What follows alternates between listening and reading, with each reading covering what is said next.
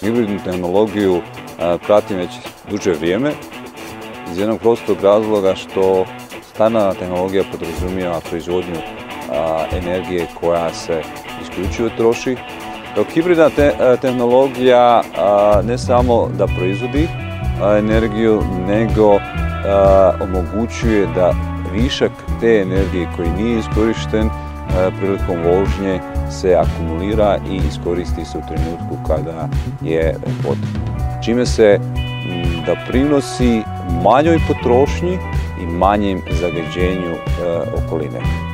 I obzirom da je hibridna tehnologija se pokazala da daleko manje zagađuje okolinu, ona se nametnula kao normalan izbor.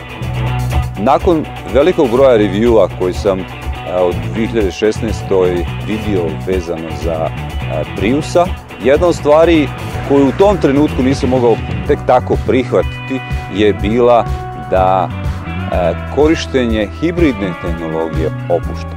Uvjeren sam bio i u performanse i u pouzdanost, jer to je vrlo egzaktno. Međutim, ono što je totalno subjektivna stvar je da vožnja u hibridnom autu opušta.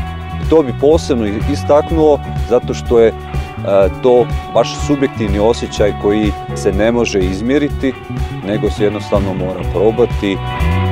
Sa generacijom 4 Priusa i ono što je ona donijela je upravo to što sam očekivao. S jedne strane robustnost, pouzdanost koja je ekstremno bitna, s druge strane ono što je naše opredjeljenje, a to je niža potrošnja, značajno manji utjecaj na okoliš.